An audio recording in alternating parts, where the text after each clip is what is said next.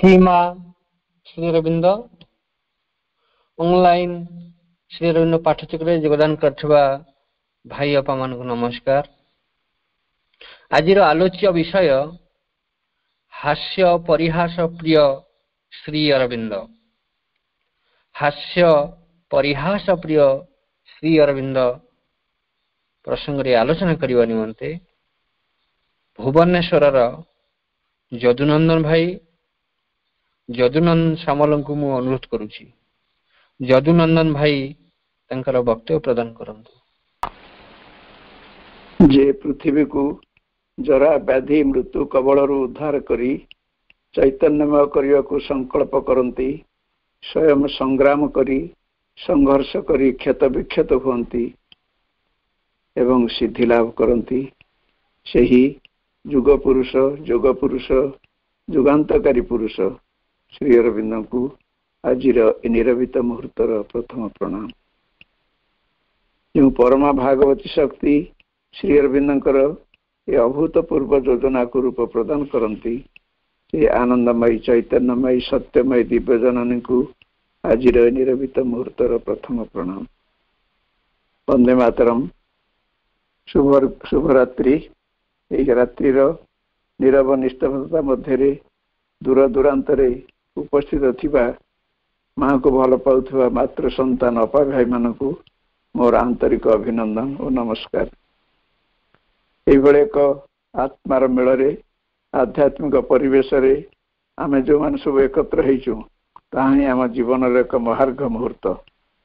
याको आमे केबे हेले अवहेला करिबा नहीं, परम स्वागत करिबा।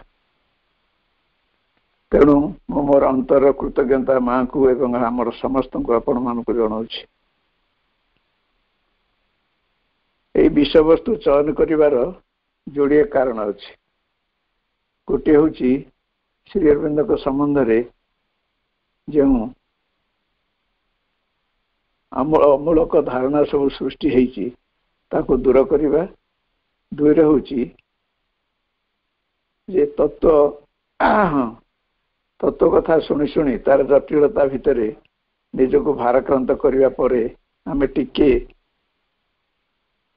मान अवसर मुहूर्त नहीं टिके हल्का अनुभव करवा।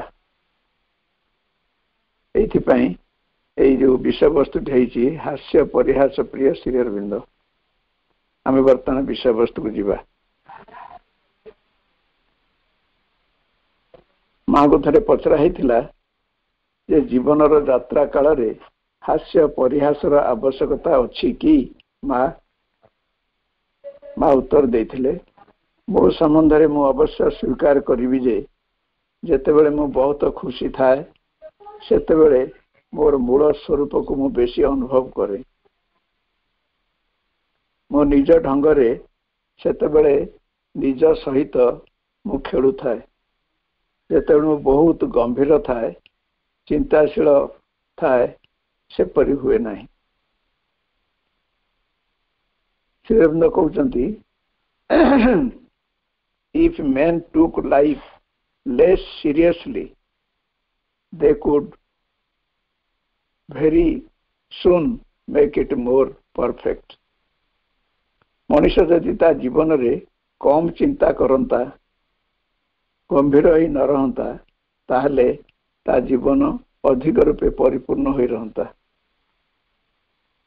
माँ तापरे कहले he takes nothing seriously। Shri Arvind संबंध रे कहते एटा he takes nothing seriously, everything amuses him and he plays with you if you know how to play। से कदापि तांका जीवन रे कौनसी विषय को सांघातिक भावे नियंती नहीं, प्रत्येक विषय तांको आमोदित करे एवं से तुम सह खेलती जेबे किपरि खेलबा हुए तुमे जानी थाओ। तांको आत्मार मुक्त आनंद पई तांको सहयोग करिया पई केही तांकर सहयोगी होई परले नाही। सेति पई से पशु पक्षी फूल फल वृक्ष सह सांग हेले सेमाने सेमानकर हृदयर सरलता द्वारा तांको सह खुशी रे मिसी गले। सावित्री रे एटा कहैछि ग्रोथ ऑफ द फ्लेम रे। यह एक साधारण विश्वास जे योगी एवं संत माने सर्वदा गंभीर प्रकृतिर होइथांती एवं आपण मध्य बास करुथांती। अन्य मानक सह मिलामिशा करती नहीं, से मानकर हास परिहास गुण न थाए। श्री रामकृष्ण परमहंस प्रथम यही धारा को भंग करथिले।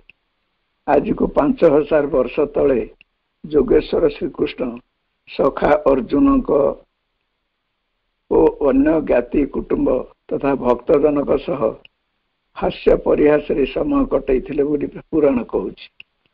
श्री अरविंद महायोगी दार्शनिक एवं कवि भाव में आमर विश्ववंदनीय और आमर पूजनीय, किंतु से निश्चय शुष्क तथा निर्जन प्रिय हो रहुथिबे बोली प्राय समस्त धारणा। तांकर तात्विक दीर्घ वाक्य संपन्न क्लिष्ट शब्दयुक्त इंग्रेजी रचनावली आम यह अनुमान करिपारुथिबा।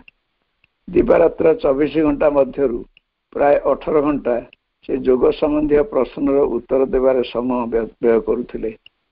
दिने दिने राति 12टा परे गाधुआ और रात्रि भोजन कला को रात्रि 1 कि 2टा हो जाए।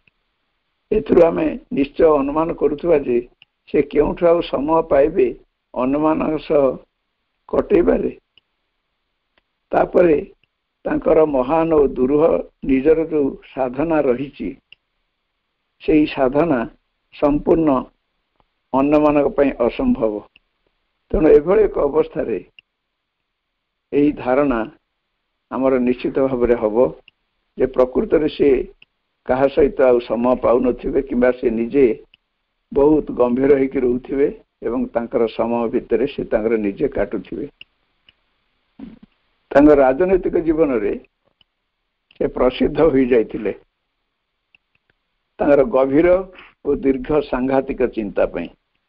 ब्रिटिश साम्राज्यर पार्लियामेंट रे से कालर प्रधानमंत्री विलिंगटन चर्चिल ताच्छल्य करी हो कि भयग्रस्त होई कहि पकेले Arvind Ghosh is a dangerous man who never laughs in his life. Arvind Ghosh जने बहा विपदपूर्ण मनीष जे जीवन रे केबे हसंती नहीं। वर्ष रे 4टी दर्शन दिवस रे मध्य समस्ते तांका भाव गंभीर मूर्ति को देखिछंती। भक्त मान मध्य कहती जे से जने गंभीर प्रकृतिर एवं कृच्छ साधना रे रत थिबा त्यागी रत थिबा जोगी, किंतु से जने हिमालय गुंफारे बसी दीर्घ तपस्यारत गुरु नथिले। बहुत स्नेही और सहृदय संपन्न व्यक्ति थिले। नीरद वर्ण कहती जेतेबेले मु तांको किछि अभियोग करी लेखिली जे से जने हिमालयर तपस्वी भली गुरु गंभीर प्रकृतिर थिले, जहा पई आमर साहस पाउ नथिला तांका सह वार्तालाप करिया। उत्तर रे से जणैले कि बाजे कथा मु एते कठोर रुक्ष बोली तुम मानकर एक ही अद्भुत धारणा। मु आदौ एपरि नुहे।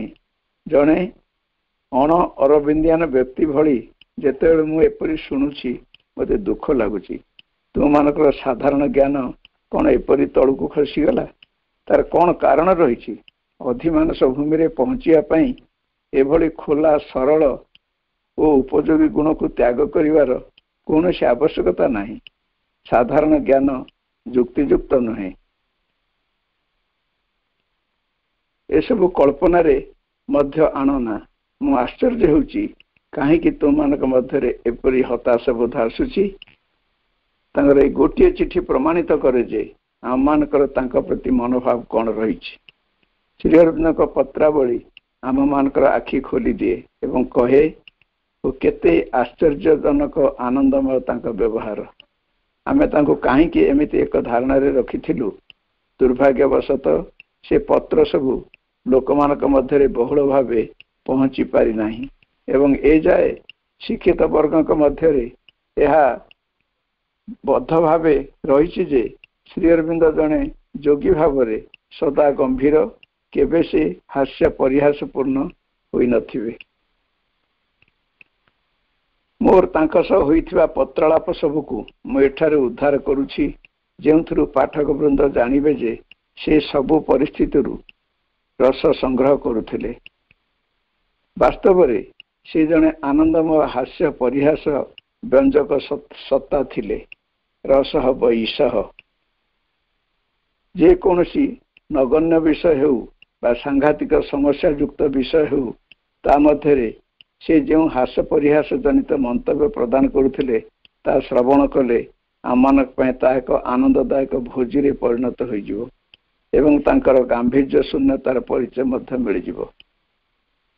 साधारण विषय वस्तु उपरे पत्रालाप 1933 मसीहा। मो प्रश्न थिला ए मास 17 तारिख रे मो जन्मदिन पड़ुछि, मु कोन से दिन आपनक निकट को जाई परिबे नाही? तांको उत्तर थिला हां मु यह जानी नाही यह काहे कि रेकर्ड बहिरे रेकर्ड करा जाई पारला नाही। प्रश्न मोर रहिला मु समग्र भावे मो सत्ता को आपन हाथे टेकी देवा को प्रयास करे, मोर एभली मनोभाव भूल कि ना ए कथा आपनक कान रे सर्वदा पकेबाक हबो? उत्तर मिलिला मते सबु समय नुहे समय समय मो कान रे टिके पके देबो। 1934 मसीहा। प्रश्न हेतिला जेबे स्टॉक रे अछि मोते गोटे कैनवास खटिया देई परिबे कि? यदि आपण देई परिबे तेबे ताहा सह मशारी बाड़र व्यवस्था दया करी करिवे। उत्तर मते मिलिला दुईटी जाक व्यवहार पई आवेदन करिपार। मशारी बाड़ा बिना गोड़े जे शून्य रे झुली पारिबो एभली पद्धति तो आपणेबा हमर आश्रम रे संपूर्ण असंभव। तेणु एठी से मशारी बाड़ा न लिखिकी खाली मशारी बाड़ा लिखिथिले, माने खुंट न लिखिकी खाली से लिखिथिले मशारी बाड़ा, सेठमे तांकरे मंतव्य।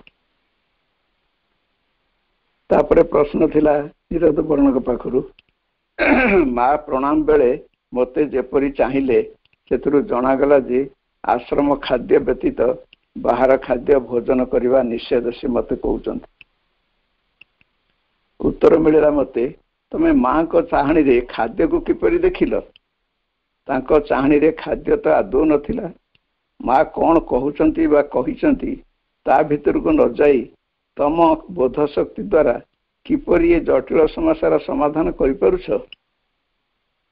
प्रश्न हला गुरुदेव आपण एस मजुमदार को दर्शनर अनुभूति सहित दिलीप दांक सह रहिबार अनुमति भी देइचंती।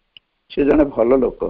दिलीप दा मते कहिले किछि लुहा तार आसंता काली मागिछंती कि तार मागिछंती मते ता बदल रे से मते साम्राज्यटे देबाकू कहिचंती। आपण जेबे आज मते दबाकू अनुमति दियंते मु तांको तत्क्षणात तार देई गोटे दिन आगुरु साम्राज्यटे पाई जांती। उत्तर you can wear and become a king at once.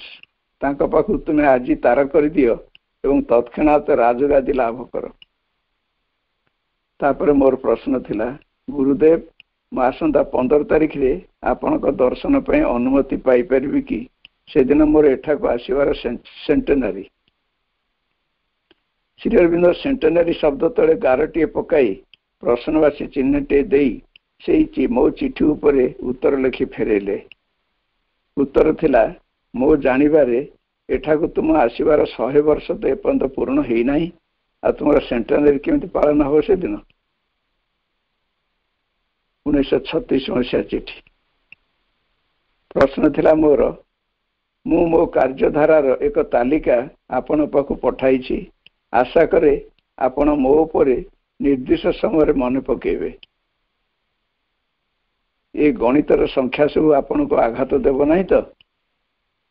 तांकर उत्तर थिला भय करो ना, गणित संख्या द्वारा मु बरং शांति रे टिके सोई परिबी। मोर प्रश्न थिला मते दया करी ए अवचेतना निश्चेतना विश्व प्रकृति किंवा भगवान जानती आउ सब अन्य किछि ए सब तत्व भितर मते उद्धार करिया को आपण का हाथ टिके बढ़ांतु आ सहाय्य करंतु। मु तो जने जड़वादी लोक, मते अवचेतना निश्चेतना विश्व प्रकृति ये सब कथा कहले ମୁଁ କାହିଁକି କେମିତି ମତେ ଲାଗୁଛି। ତେଣୁ ଏ ତତ୍ତ୍ୱ ମଧ୍ୟରୁ ଉଦ୍ଧାର କରିବାକୁ ଆପଣଙ୍କର ହାତ ଟିକେ ବଢାନ୍ତୁ, ମୋ ପାଖକୁ ସାହାଯ୍ୟ କରନ୍ତୁ। ଉତ୍ତର ମୋର ତାଙ୍କର ଥିଲା, ମୋର ବହୁ ସଂଖ୍ୟକ ହାତରୁ ତମେ ଯେକୌଣସିଟିକୁ ଧରିପାର, ଉଦ୍ଧାର ପାଇଯିବ। ପ୍ରଶ୍ନ ଥିଲା, ଆର୍ ଏବଂ ମୁଁ ସେ ଖୁବ୍ ଗୂଢ ତତ୍ତ୍ୱବିଦଙ୍କ ଘରେ ହେଉଥିବା ସମାରୋହରେ ଚା ପାନ କରିବାକୁ ନିମନ୍ତ୍ରଣ ପାଇଛୁ। ମୁଁ ଭାବୁଛି ସାମାଜିକ ଚେତନା ବା ଏସ୍ସି ସୋସିଆଲ କନସିୟସନେସ୍ ହେତୁ ନ ଯିବାଟା ଅଭଦ୍ରାମୀ ହେବ। ଆପଣ ଆଉ କିଛି କହନ୍ତୁ ନା। ଉତ୍ତର ମିଳିଥିଲା, ସାମାଜିକ ଚେତନା ସୋସିଆଲ କନସିୟସନେସ୍ ବା ଏସ୍ସି ହିସାବରେ ନ ଯିବାଟା ଅଭଦ୍ରାମୀ ହେବ ନିଶ୍ଚିତ, କିନ୍ତୁ ଆଉ ଏକ ଏସ୍ସି ଅଛି, ସୁପ୍ରାମେଣ୍ଟାଲ କନସିୟସନେସ୍ ବା ସ୍ପିରିଚୁଆଲ କନସିୟସନେସ୍। ସେ ଦୃଷ୍ଟିରୁ କ'ଣ ହବ ତାହା ଏକ ଅନ୍ୟ ଏକ ବ୍ୟାପାର। ସେ ବିଷୟରେ ଯଦି ଚିନ୍ତା କରିବ ତାହେଲେ ବରଂ ଭଲ ହବ।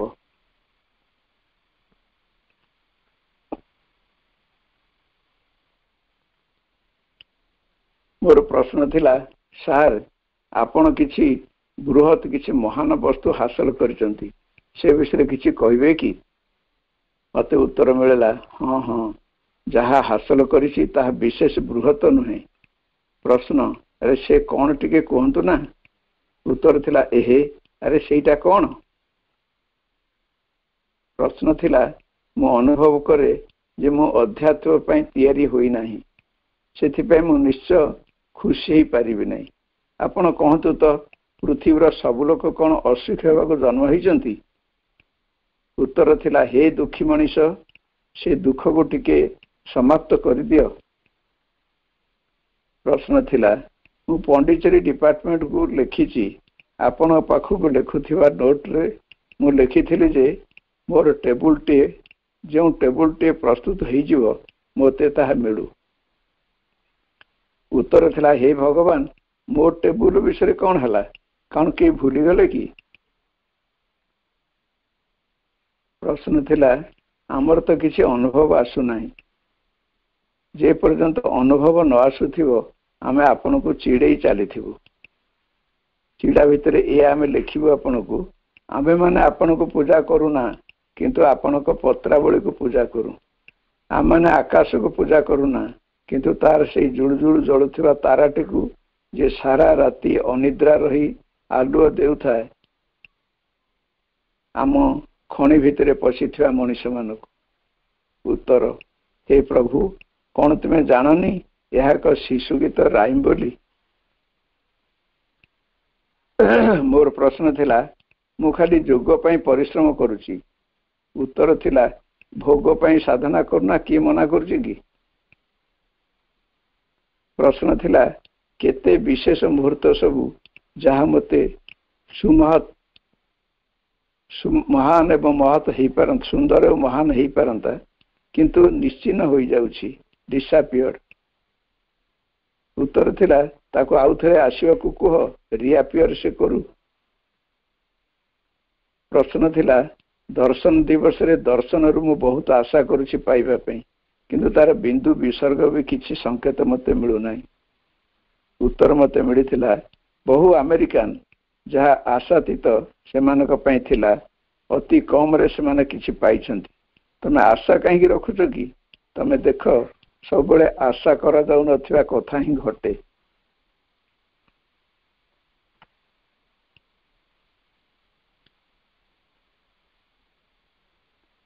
ପ୍ରଶ୍ନ ଥିଲା, ଅତୀତର ସୁଖ ଏବଂ ଉପଭୋଗର ଚିନ୍ତା ସବୁ ବାହାର ଭିତର ହୋଇ ଡେଉଁଛନ୍ତି, ଗୁରୁଦେବ କ'ଣ କରିବି? ଉତ୍ତର, ହେ ଜୀବନ୍ତ ମଣିଷ, ମ୍ୟାନ୍ ଆଲାଇଭ୍, ସେମାନଙ୍କୁ ସବୁଦିନ ପାଇଁ ସେ ଡିଆଁ ଡେଉଁରୁ ଦୂରକୁ ପକେଇ ଦିଅ। କେତେ ବଡ଼ ଆତ୍ମପୀଡ଼ନର ବିଷୟ ଇଏ। ପ୍ରଶ୍ନ ଥିଲା, ରାତି ସବୁ ମୋ ପାଇଁ ଦୁଶ୍ଚିନ୍ତା ଦ୍ୱାରା ଦୁର୍ବଳ ହୋଇଯାଉଛନ୍ତି, ସେସବୁ ମୁଁ କେମିତି ସମ୍ଭାଳିବି ଗୁରୁଦେବ ଜାଣିପାରୁନାହିଁ। ମୋତେ ଉତ୍ତର ମିଳିଥିଲା, ମୋତେ ପ୍ରଶ୍ନ ସବୁର ଯେଉଁ ଗଦା ଗଦା ଉତ୍ତର ଦେଖିବାକୁ ପଡୁଛି, ମୋ ପାଇଁ ରାତି ସେମିତି ଅସହ୍ୟ ହୋଇ ପଡୁଛି, ତମକୁ ମୁଁ କ'ଣ କହିବି? ପ୍ରଶ୍ନ ଥିଲା, ଅର୍ଜୁନଙ୍କର ସଖା ସହୋଦର କ୍ରୀଡ଼ା ସାଥୀ ଥିଲେ ଶ୍ରୀକୃଷ୍ଣ। ମହାଭାରତ ଯୁଦ୍ଧ ପୂର୍ବରୁ ତାଙ୍କ ବିଶ୍ୱରୂପ ଦର୍ଶନ କରି अर्जुन विहोलित तथा हतचकित हो पड़े। मते सेमिति आपणकर विश्वरूप टिके देखाते नहीं, मु आपण को अर्जुन पर स्तव करती ना बाबा ना, मो पाई आपण खांटी सरल श्री अरविंद होकी था। मते उत्तर मिलला ताहा एइथिपई थिला कारण विश्वरूप बरंग एक जंत्रणादायक रात्रि भोजन को उपभोग करुला। से रात्रि भोजन रे अर्जुनकर सबु साथी आ ज्ञाति बंधु मान भी थिले। अर्जुन भयभीत हो पड़े जेतेबेले सेमानकु विश्वरूप विराट दांत संधि रे लाखी थिबार देखिले। द्रष्टानी करालानी मो विश्वरूप रे हाथीर दांत नाही, महाशय आदौ दांत नाही। यह एक युद्ध विरोधी शांतिवादी विश्वरूप। हौ प्रश्नर शेष भाव को जीवा। मते जना नहीं से विशुद्ध सरल श्री अरविंद टी किए। जदि तुम जानिछ तेबे कहब, मु तुमको अभिनंदन जनइबी। प्रश्न सार ये कौन एक्सपेक्ट शब्दटा एक्सेप्ट केमती हो जाइछि? उत्तर मिलला तमे कौन यही भ्रम को थरे मात्र देखल? मु प्रति पृष्ठारे 10टी भूल सामना करिछि। एबे मु टिके अति मानसिक संशोधन अच्छी, सुप्रामेंटाल करेक्शन दे। या होइछि मोर चिठी लिखला परे तड़ित बेगरे लिखिबा जोगु। प्रश्न मोर बड़ फोटो संजीवन चिकित्सा चाहूची, अनुमति मिलिबो कि? उत्तर कौन, केउटा, केउठी, किपरि, की रोग होइछि ताकू, की औषध चाहूच?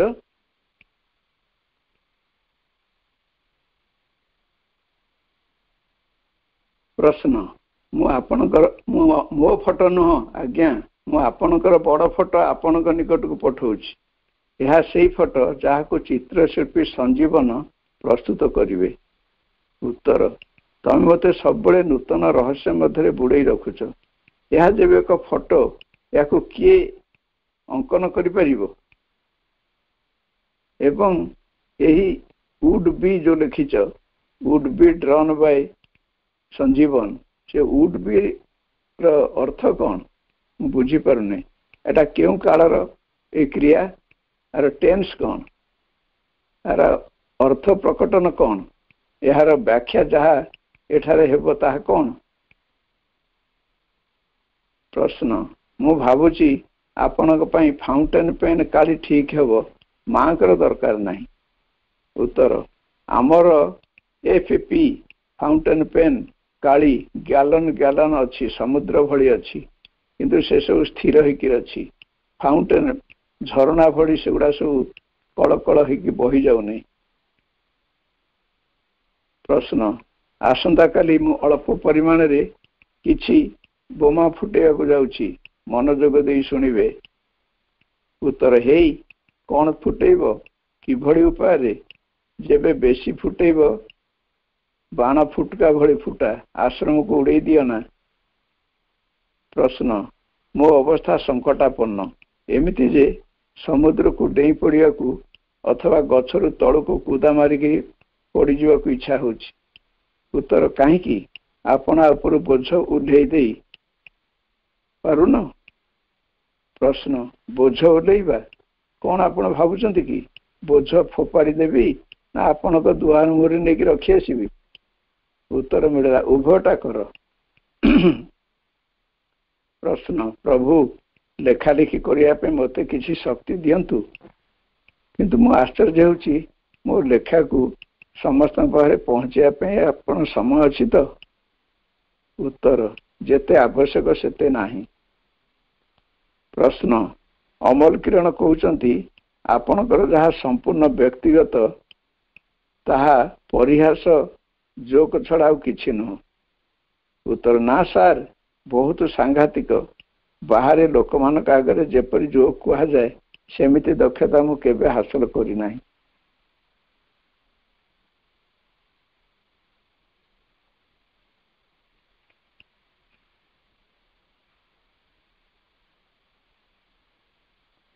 तापर प्रश्न हला गुरु my head and the damned figure I am half dead। हे गुरु ବାଜେ ଜରଟା ଆସି ଘାରିଲାଣି ମତେ, ଅର୍ଦ୍ଧମୃତ ଅବସ୍ଥାରେ ଛାଡ଼ିଲାଣି ସତେ। Cheer up, things might have been so much worse. Throw off the cold, damn the fear, be sprightly and bold and live forever. खुशी मना, घटनाटा एमिति बहुत खराब आड़क चली जाउची। थंडा को दूर को ठेल, जर को भय भर्सना कर, साहसी और सतेज हुओ, सबुदिने बंची था। प्रश्न रोची, गुरु विदाय, अति मानसिक गोईठा दे तम दर्शन मत वंचित करना। उत्तर, गुरु विदा एटा क्यों प्रकार भीष्म प्रतिज्ञा? मोर उद्देश्य नथिला तुमर नाकरू पानी गड़िबा और मुंड बिंधारू तुमको मुक्त करिबा। मोर उद्देश्य थिला तुम आत्मा को मुक्ति प्रदान करिबा। तमे कौन तुम थंडा जर काश एगुड़ा सब विषय बाबा को देखुच? प्रश्न, मोर कहीं बारंबार देहर विभिन्न जगार बथ बाहरुची, बेसी गपिबारू किंबा बेसी खाइबा द्वारा ना अवचेतना ऊपर को उछुली आसवा द्वारा? उत्तर, संभवतः हो पारे। प्रश्न, बथ काली फाटीगला, पूरा फुला कमी जाइछि, किंतु पूज बही चली, आसंता काली को कमिजिव निश्चय। उत्तर, बथरु पूज झरिबा अतीत इतिहास तो रही आछि। तमे आ कौन अधिका कौच? तम पूज बंद करिया को दृष्टि दियो ना, बरं बथ किपर न बाहर तापाई गोटे बड़ बंध पकई दियो तो कौटी? प्रश्न, आज कौन सी मेडिकल केस नहीं? उत्तर, एमिति सुवर्ण जुग केमती आसिला आम आश्रम को? आज कहीं पेसेंट तुम पाक आसी ना? यही भाव बहु प्रश्नर उत्तर श्री अरविंद देइछंती एवं निरत वर्ण सहित एमती हास परिहासजनक प्रश्न सब पचारि तार उत्तर मिली। तेणु ये आम जाना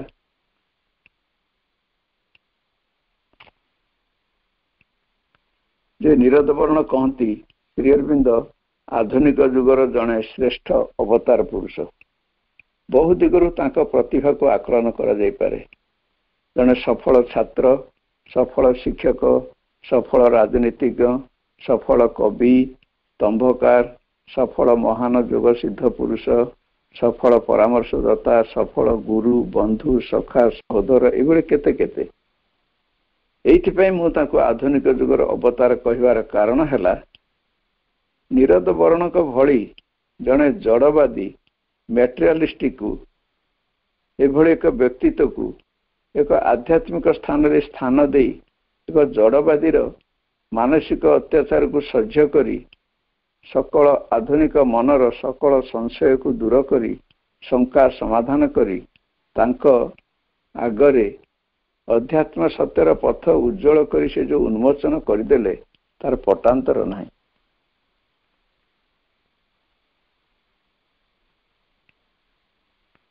अशेष धैर्य और सहनशीलता तांकर।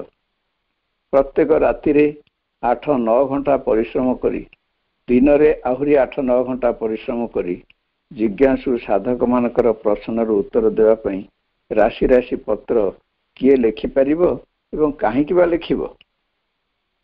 देशबंधु चित्तरंजन भाषा रे आलीपुर जेल रो शेष उक्ति रे से थिले जणे मानव प्रेमिक,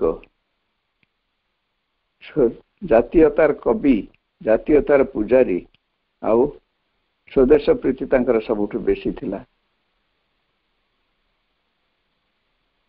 दूर रे थाई मध्य तांकर साहचर्य रे वास करिवार सुजोग मिलिथारु आमे मध्य धन्य हो पारिछु। 1938 रु 50 जाए 12 वर्ष से जो प्रचंड शारीरिक जंत्रणा पाई मध्य अत्यंत प्रसन्न थिले एवं हास परिहास रे तांको परिचारक शिष्य सहित समय अतिबाहित करुथिले यह आमे जानिछु। हिमालयर तुषार धवल कांतिरु ଯେତେବେଳେ ମୃଦୁ ମଧୁର ସ୍ୱରର ଝଙ୍କାର ଧରି ଆସେ ତାହା ଅନବଦ୍ୟ ଓ ଅବର୍ଣ୍ଣନୀୟ। ତାଙ୍କ ପାଖରେ ଯେଉଁମାନେ ରହିଲେ କିମ୍ବା ତାଙ୍କ ସଂସ୍ପର୍ଶରେ ଆସିଲେ, ତାହା ନିକଟ ହେଉ ବା ଦୂରରେ ହେଉ, ସମସ୍ତେ କବି ପାଲଟିଗଲେ। ମା ଗୋଟେ ଜାଗାରେ କହିଛନ୍ତି ଯେ ଶ୍ରୀଅରବିନ୍ଦଙ୍କ ଯୋଗରେ ଯିଏ ପ୍ରବେଶ କରିବ ତାର ଯୋଡ଼ିଏ ଜିନିଷ ଅତି କମରେ ଡେଭଲପ ହବ, ଉନ୍ନତ ହବ। କ'ଣ ନା ଗୋଟିଏ ହେଉଛି ସେ କବିତା ଲେଖିପାରିବ, ଦ୍ୱିତୀୟ ହେଉଛି ସୌନ୍ଦର୍ଯ୍ୟବୋଧ ତାର ରହିବ। এই ଦୁଇଟା କଥା ତା ଭିତରେ ନିଶ୍ଚିତ ଭାବରେ ରହିବ। ତେଣୁ ସେଇ ଦୃଷ୍ଟିରୁ ଶ୍ରୀଅରବିନ୍ଦ ଆଶ୍ରମରେ ପ୍ରାୟ ବହୁ ବ୍ୟକ୍ତି କବି ପାଲଟିଗଲେ। ଉଦାହରଣ ସ୍ୱରୂପ ଆମେ ନେବା ସେ ଯୋଉ ଡ୍ରାଇଭର ସାଧକ ଦାରା, ସିଏ ଗୋଟେ କବିତା ଛନ୍ଦରେ ତାଙ୍କ ପାଖକୁ ଚିଠିଟେ ଲେଖିଦେଲେ, ଓ ଅଲମାଇଟି ଗିଭ୍ ମି ଏ କପ୍ ଅଫ୍ ଟି, हे सर्वशक्तिमान ମୋତେ ଚା କପେ କର ହେ ପ୍ରଦାନ। ଏଇଟା ଆମକୁ ଭାରି ଖୁସି ହସ ଲାଗୁଛି ଶୁଣିକିରି ଯେ ଓ ଅଲମାଇଟି ଗିଭ୍ ମି ଏ କପ୍ ଅଫ୍ ଟି, କିନ୍ତୁ କେତେ ଗଭୀର କେତେ ମାର୍ମିକ ଏ ଅଭିବ୍ୟକ୍ତି। ସାନ୍ଧ୍ୟ ବୈଠକରେ ଇଭିନିଂ ଟକ୍ସରେ ସାରା ସଂସାରର ସକଳ ବିଷୟରେ ପ୍ରଶ୍ନୋତ୍ତର କରାଯାଉଥିଲା। କେତେବେଳେ ଟିକେ ହେଲେ ସେ କ୍ଳାନ୍ତ ହୋଇ ପଡୁନଥିଲେ। ମହାକାବ୍ୟ ସାବିତ୍ରୀ ତାଙ୍କର ଦୀର୍ଘ ଅନୁଭବର ଫଳ। ବରଦା ଠାରୁ ପଣ୍ଡିଚେରୀର ଶେଷ ରହଣି ଯାଏ ଏଇସବୁର ଗାଥା ସେ ବହନ କରେ। କେତେ ଧୈର୍ଯ୍ୟ, କେତେ ଚିନ୍ତା ଶକ୍ତି ଓ କର୍ମଶକ୍ତି, ଏହା କ'ଣ କୌଣସି ମଣିଷ ପକ୍ଷରେ ସମ୍ଭବ? ସମ୍ଭବ ଆଦୌ ନୁହଁ। ତେଣୁ ଆମର ଯୋଉ ଧାରଣା ଗୋଟେ ରହିଛି ଯେ ଶ୍ରୀଅରବିନ୍ଦ ତାଙ୍କର ଫଟୋରେ ଦେଖିଲେ ସେ କେବେ ହସନ୍ତିନି, ଜଣାପଡ଼େ। କିନ୍ତୁ ତାଙ୍କ ଫଟୋକୁ ଯଦି ଆମେ ନିରୀକ୍ଷଣ କରିବା, କିଛି ସମୟ ନିରୀକ୍ଷଣ କରିବା, ତାମାନେ ତାଙ୍କର ଅଧରର କୋଣରେ ଟିକେ ହସର ସୁରାକ ଆମେ ପାଇପାରିବା। ସେ ବାହାରକୁ ଆଦୌ ଦେଖାଯିବନି, କିନ୍ତୁ ଭିତରେ ରହିଛି। ତାଙ୍କ ଯୋଡ଼ିଏ ଆଖିକୁ ଯଦି ଦେଖିବା ଆମେ, ଗୋଟିଏ ଆଖି ହେଉଛି ଅନ୍ତର୍ଭେଦୀ, ଆଉ ଗୋଟିଏ ଆଖି ହେଉଛି ବହିର୍ଭେଦୀ। ଅନ୍ତର ଭିତରେ ଗୋଟେ ମାନେ ଅନୁସନ୍ଧାନ କରୁ ବୁଲୁଛି, ଆଉ ଗୋଟେ ବାହାରକୁ ଦେଖୁଛି। ଆଖି ଯୋଡ଼ିକର ପ୍ରଭାବ ଆମେ ଜାଣିପାରିବା। ତେଣୁ ମାଙ୍କର ମୁହଁଟା ସବୁବେଳେ ହସ ହସ ମୁହଁ। କୌଣସି ଫଟୋରେ ସେ ଗମ୍ଭୀର ଭାବରେ କେବେ ହେଲେ ରହିନାହାନ୍ତି, କିନ୍ତୁ ଶ୍ରୀଅରବିନ୍ଦଙ୍କର ଗମ୍ଭୀର ଚାହାଣୀ ଫଟୋରେ ସବୁବେଳେ ଆସୁଛି, ସବୁବେଳେ। ନାଇଁ କି ଦୀର୍ଘ ଦିନ ଧରିକିରି ସେ ଯୋଉ ଗୋଟିଏ କୋଠରୀରେ ଦୀର୍ଘ 40 ବର୍ଷ ବାସ କଲେ। 40 ବର୍ଷ ଗୋଟିଏ କୋଠରୀରେ ଜଣେ ମଣିଷ ରହିଲା। ତାରି ଭିତରେ ଜଣେ ଅନ୍ତତଃ ନିଶ୍ଚିତ ଭାବରେ କେତେ ବଡ଼ ସାଧନା ସେ କରିଗଲେ ଯେ କହିବାର ନାହିଁ। ଅତି ମାନସ ଶକ୍ତିକୁ ଉପରୁ ଓହ୍ଲେଇ ଆଣିକିରି ନିମ୍ନ ଭାଗରେ ପହଞ୍ଚେଇବାକୁ ପଡ଼ିବ, ଏ ସହଜ କଥା ଆଦୌ ନୁହଁ। କୌଣସି କେହି ଆଗରୁ କେହି କରିନଥିଲେ, କଳ୍ପନାରେ ବି ନଥିଲା ଏମିତି ଅତିମାନ ଶକ୍ତି ଏ ପୃଥିବୀକୁ ଆସିବ ଏବଂ ପୃଥିବୀ ପୃଷ୍ଠରେ ଗୋଟେ ସ୍ଥୂଳ ପ୍ରକୃତିକୁ ରୂପାନ୍ତର କରିବ ଏବଂ ସେଥିରେ ଦିବ୍ୟ ଜୀବନ ଲାଭ ହବ। ଏ କଥା ଆଦୌ ସମ୍ଭବ ନଥିଲା। ଅତିମାନ ଶକ୍ତିକୁ ଅବଶ୍ୟ ଗୁରୁମାନେ, ବୈଦିକ ଋଷିମାନେ ତାର ଝଲକ ପାଇଥିଲେ, କିନ୍ତୁ ଆଭାସ କେବଳ ମିଳିଥିଲା। କିନ୍ତୁ ତାକୁ ଶକ୍ତିକୁ ଏଇଭଳି କାର୍ଯ୍ୟରେ ପରିଣତ କରିବା କଥା କେହି କରିନଥିଲେ। ତେଣୁ ଶ୍ରୀଅରବିନ୍ଦ କେବଳ ଆସିଥିଲେ ସେଇଥିପାଇଁ। ମା ସେଇଥିପାଇଁ କହିଛନ୍ତି ତାଙ୍କର ଶିକ୍ଷା କୌଣସି ତାଙ୍କର ସେ ଯାହା ଏଠି ରିପ୍ରେଜେଣ୍ଟ କରିଛନ୍ତି ୱାର୍ଲଡ ହିଷ୍ଟ୍ରିରେ, ତାହା ଏକ ଶିକ୍ଷା ନୁହେଁ କି ପ୍ରକଟନ ବି ନୁହେଁ। ପ୍ରକଟନ ହେଉଛି ଗୋଟେ ଦୈବବାଣୀ ତାଙ୍କର ସେ ଶୁଣିଲେ ତାକୁ ଅନ୍ତତଃ ବାହାରେ ପ୍ରକଟ କରିଦେଲେ, ତାଇ ବି ନୁହଁ। ସେ ସିଧା ଆସିଥିଲେ direct action, direct from the supreme, decisive action direct from the supreme. ସୁପ୍ରିମଙ୍କର ସୈଦ୍ଧାନ୍ତିକ ନିର୍ଦ୍ଧାରିତ କର୍ମ ସେ କରିବାକୁ ଏ ପୃଥିବୀକୁ ଆସିଥିଲେ। ଇଏ ହେଉଛନ୍ତି ସେ ଶ୍ରୀଅରବିନ୍ଦ। କୌଣସି ରାଜା ଘରେ ତାଙ୍କର ଜନ୍ମ ହେଇନଥିଲା, କୌଣସି ଧନୀ ବିରାଟ ଧନୀ ପରିବାରରେ ବି ଜନ୍ମ ହେଇନଥିଲା। ଖୁବ୍ ମଧ୍ୟବିତ୍ତ ପରିବାରର ସେ ଥିଲେ ଏବଂ ପିଲାବେଳେ ବହୁତ ଦୁଃଖ କଷ୍ଟ ଯନ୍ତ୍ରଣା ସେ ସହିଛନ୍ତି। ତାଙ୍କ ମାତୃଭାଷାର ବଞ୍ଚିତ କରାଗଲା, ମାତୃଭୂମିରୁ ବଞ୍ଚିତ କରାଗଲା, ମା ଜନ୍ମ କରିଥିବା ମାଙ୍କଠୁ ବଞ୍ଚିତ କରାଗଲା। ଗୋଟେ ଇଂରେଜ ଆୟାର ମାନେ ପରିଚାଳନାରେ ସେ ଅନ୍ତତଃ ରହିଲେ। 7 ବର୍ଷ ବେଳେ ତାଙ୍କୁ ବିଲାତ ପଠେଇ ଦିଆଗଲା। 14 वर्ष पर्यंत बिलात बनवास कला भली से रहिले। कौन सी भारतर कौन सी परंपरार कथा कि जानी नथिले, शास्त्र पुराण वेद उपनिषद गीता किछि जानी नथिले, किंतु सी भारत वर्ष को जेति भल पाउथिले अन्य माने केही सेति भल पाउ नथिले। माँ का भाषा रे से सब बड़े धीर स्थिर निश्चिंत होकर थे। से आलिपुर जेल जो तांकर श्रीकृष्ण सहित दर्शन हो गला तापर से निर्वाक हो गले।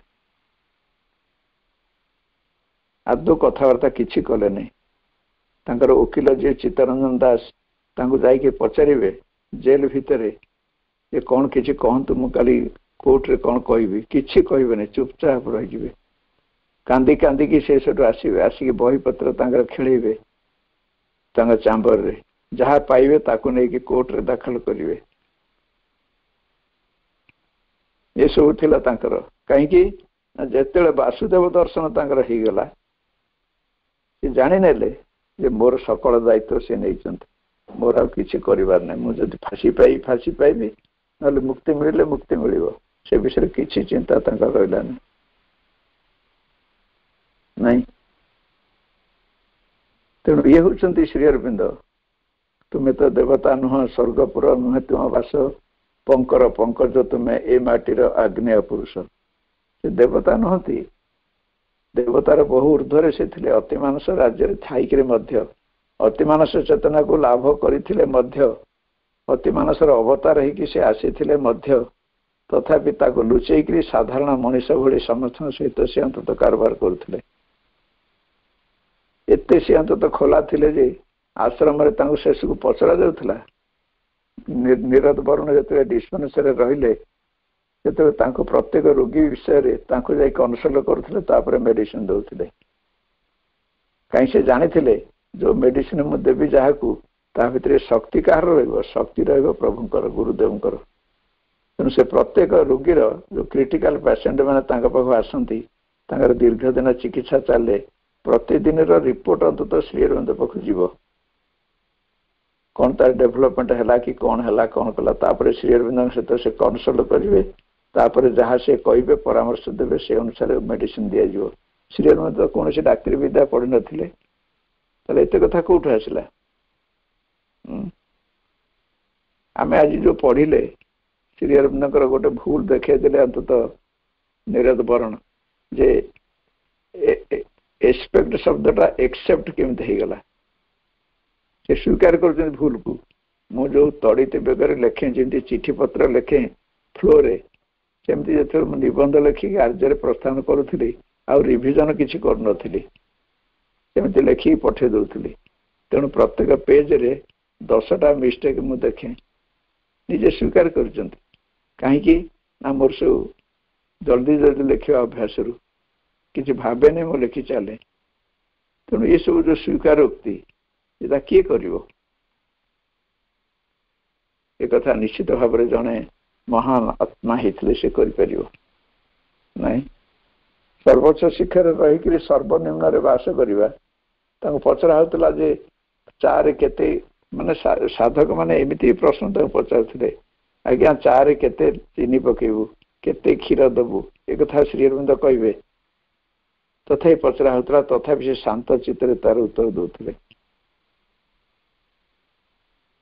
निरद वर्ण पचार आज्ञा केते थर दिन को चा पीले हम कॉफी केते थर पीले हम कि आचार खाइबू कि नहीं ये सब विषय पचरा होता। जो मैंने साधना करने जाऊे से कहते आज्ञा माछ खाइबू कि मांस खाइबू निरामिष खाइबू कि आमिष खाइबू मैरेज करू ना मैरेज करूँ एक कथा भी पचरा होता। से सीधा सड़क कहते मुझा सब किसी कहीपरि ये सब अन्न दुकान अच्छी से सब देखु मु केवल गोटे लंगड़ा मनीष को देखुची तार चारिटा चेतना को मुझे देखुची गोटे फिजिकल गोटे भाइटाल गोटे मेंटाल गोटे साइकिक से तीनटा चेतना किमिति साइकिसाइज्ड हम सी पुणी किमिति स्पिरिचुअलाइज्ड हम सी पुणी किमिति सुपरमेंटलाइज्ड हम एतिकेला मो काम आउ किछि नै। तुम्हें कौन खाइब कौन न खाइब कौन पिंधिब कौन न पिंधिब तमें जानिच।